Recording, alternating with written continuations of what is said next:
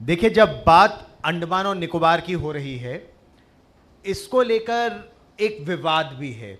और विवाद ऐसा नॉर्मल सा नहीं, नेता प्रतिपक्ष उन्होंने एक बड़ा प्रश्न उठाया है।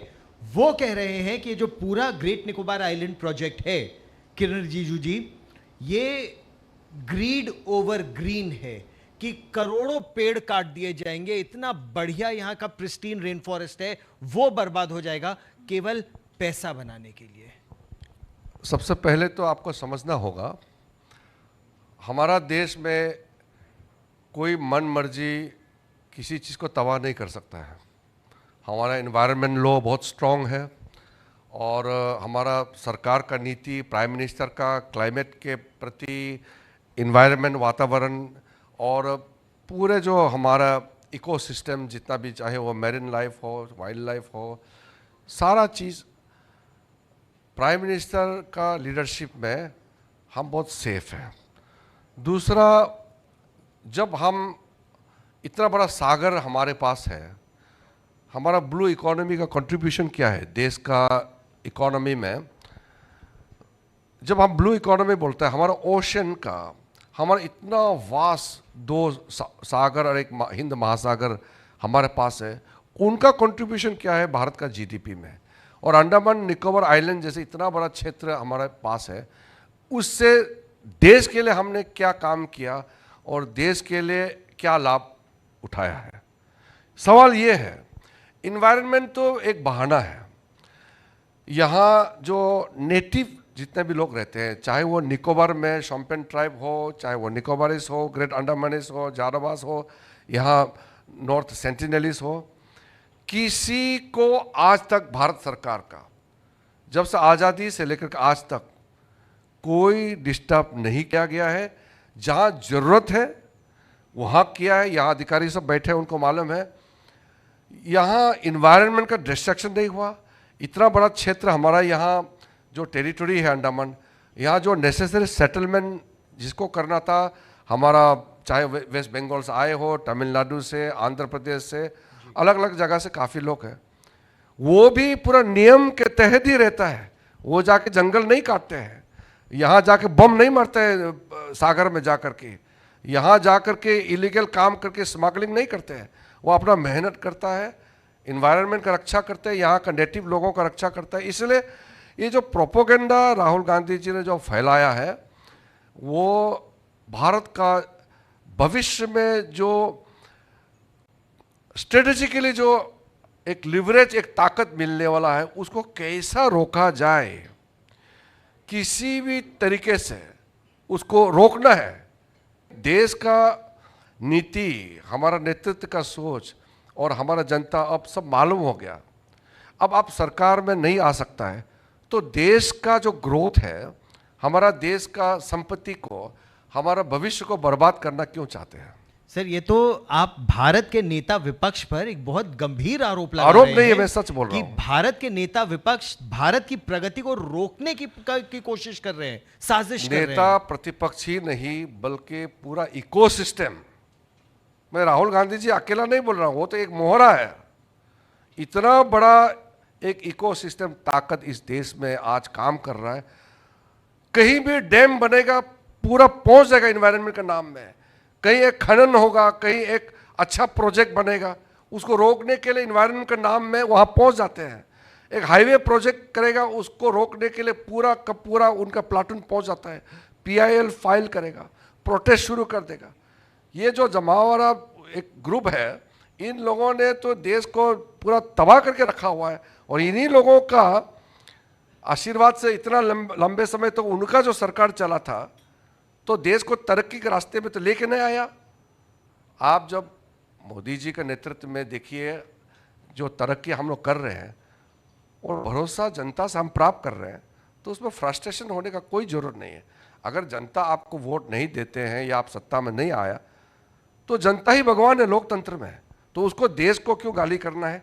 देश का तरक्की को रोकने का कोई ज़रूरत नहीं है। तो किस तरह से अंडमान निकोबार प्रोजेक्ट का जो GNI great Nicobar island project है, उससे देश की तरक्की होगी, अंडमान निकोबार की तरक्की होगी, जो उसके न बनने से रुकेगी। और आप उत्तर पूर्व से आते हैं, आप अरुणाचल प्रदेश से आते हैं, तो जो खतरा एक पड़ोसी से भारत को है वो आप भली भांति समझते हैं। किस तरह से विकास की उन योजनाओं को रोका जा रहा है आपके मुताबिक? किसी देश को टारगेट करके हम चर्चा नहीं करना चाहते।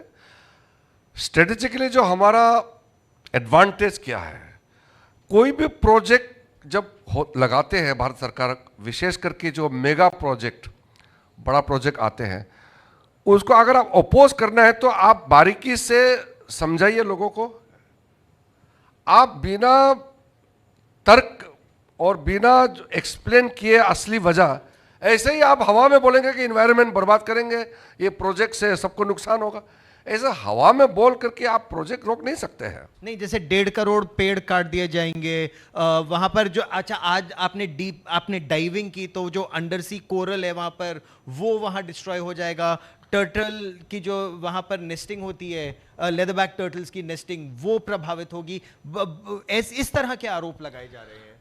ये जो आरोप लगाया, इसलिए मैं इसको खंडन करता हूं कि बिना तर्क का आरोप नहीं लगाना चाहिए, खास करके जो जिम्मेदारी पद में बैठे हैं। हम लोग पार्लियामेंट में बात करते हैं, ठीक है, बहस होते हैं, वो ठीक है, मगर राष्ट्रीय हित में कोई प्रोजेक्ट होता है तो उसको विरोध नहीं करना चाहिए।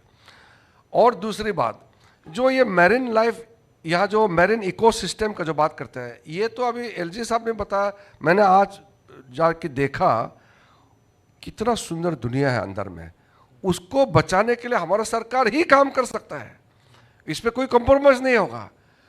लेकिन तरक्की करने के लिए जो प्रोजेक्ट है वो भी तो करना पड़ेगा ना। हम सिर्फ डाइविंग करके तो अपना जिंदगी तो हम पूरा नहीं कर सकते, कई और काम भी करना है। तो डाइविंग भी करना है हमको, वन संरक्षण भी करना है नहीं, मैं तो सही बात बता रहा हूं, हर चीज करना पड़ेगा ना। इन्वायरमेंट प्रोटेक्शन भी करना है, डेवलपमेंट प्रोजेक्ट भी करना है, यहाँ के इंडिजिनियस जो नेटिव है उनका संरक्षण भी करना है, और ये इंडस्ट्री भी आना चाहिए। और यहाँ जो विश्व का सबसे खूबसूरत जो एक पर्यटन का जो सेंटर, टूरिज्म सेंटर बनना चाहिए, वो भी बनना चाहिए, वंचित तो नहीं होना चाहिए। इसलिए ये जो प्रोजेक्ट जो कह रहे हैं, मैं तो ये मानता हूँ उल्टा हम लोगों ने लेट कर दिया है, पहले होना चाहिए था। और जो डीप ओशन में जो हम लोग एक्सप्लोरेशन, आपको मालूम है deep ocean mission Modi ji के नेतृत्व में शुरू किया है, समुद्रयान हमारा तैयारी है। मैं उस समय जब अर्थ साइंस मिनिस्टर के रूप में भी काम कर रहे थे, तब भी मैंने जा कर के पूरा सेंटर देखा है। हमारे इंडियन ओशन में मैपिंग भी हुआ है, कहाँ कहाँ हम लोग डीप ओशन में जा कर के मिनरल एक्सप्लोरेशन के लिए जो हम लोगों ने अभी शुरू किया है, और 5000 मीटर से अंदर जा कर के हम लोगों ने जो प्रोजेक्ट कर रहे हैं, ये सारा बहुत तेजी से चल रहा है। पहले कभी भी डीप ओशन मिशन वगैरह कुछ नहीं था।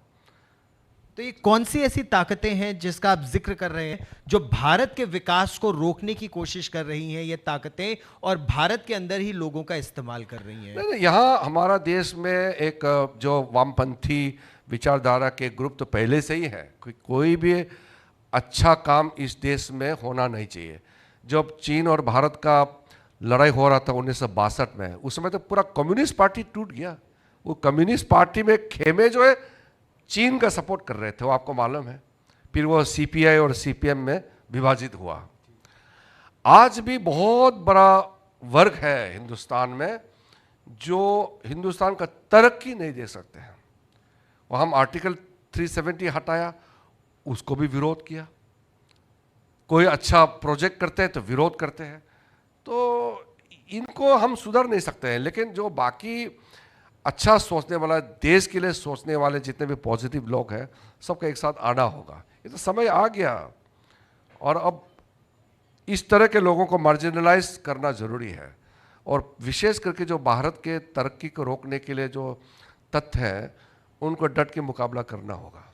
अच्छा, एक प्रश्न और, आप पार्लियामेंट्री अफेयर्स मिनिस्टर भी हैं, पार्लियामेंट में सबको साथ लेकर चलना ये एक तरह से आपकी जिम्मेदारी भी है। तो क्या राष्ट्रीय सुरक्षा के या नेशनल इंपॉर्टेंस के इतने बड़े मुद्दों पर नेता प्रतिपक्ष को आप कन्विंस करेंगे या उनको लेकर चलेंगे कि ये परियोजना क्यों आपकी दृष्टि में अच्छी है?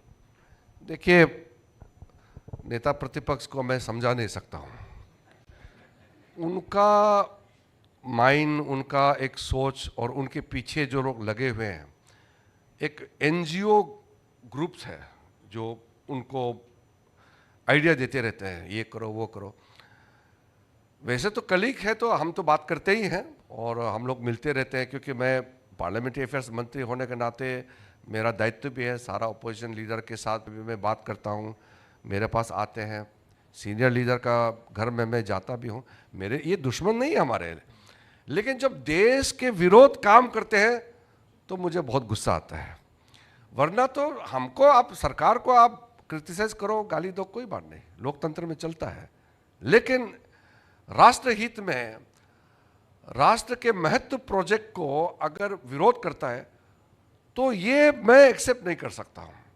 इसलिए चाहे वो नेता प्रतिपक्ष हो, कोई भी हो, मैं तो बार बार कहता हूँ कि बहस जो भी हम लोग एक दूसरे को करते हैं या विरोध करते हैं वो ठीक है लोकतंत्र में, लेकिन कुछ मुद्दे ऐसे होते हैं जिसमें हमको एकजुट होना जरूरी है। आपने उनको जन्मदिन की शुभकामनाएं भी दी हैं और उन्होंने आपको धन्यवाद भी कहा और कहा जुजुत्सु हो जाए, तो क्या दो दो हाथ हो जाए इस मुद्दे पर उनके साथ? आपको नहीं, क्या ये लगता है? तो मजाक है। उन्होंने पिछली बार मुझे कहा था कि उनके घर में जिम है तो एक साथ जिम करेंगे। मैंने कहा कि, मैंने मजाक में कहा कि आपका साथ मैं जिम नहीं करूँगा, मुझे डर लगता है। तो फिजिकल इशू नहीं है, लेकिन मैंने ऐसे मजाक में कहा। लेकिन चलो, हमारा नेता प्रतिपक्ष से मैंने बर्थडे ग्रीटिंग किया, उन्होंने मजाक किया। लेकिन जो सीरियस बात में मैं मानता हूँ कि अगर आज भी नेता प्रतिपक्ष सुधर के राष्ट्र निर्माण में अगर जुड़ेंगे तो हमको अच्छा लगेगा। मैं तो अपील ही करूँगा, आपके माध्यम से मैं कह सकता हूँ कि आपको जितना जो एंटी इंडिया एलिमेंट्स देश के बाहर जितने भी हैं उन्होंने भी बहुत इस्तेमाल किया। देश में भी कई लोग हैं जो उनको बुलवाते हैं, उनको आगे करते हैं, आप ऐसा करो, सरकार का प्रोजेक्ट का खिलाफ काम करो। मैं समझता हूँ अभी मैच्योर्ड हो गए हैं राहुल गांधी जी, इन सब से दूर रहने से ठीक है और खुद भी सकारात्मक भूमिका निभाने से देश के लिए अच्छा होगा। आप इस मंच पर मेरे साथ जुड़े किरण रिजिजू जी, बहुत बहुत धन्यवाद। धन्यवाद जी।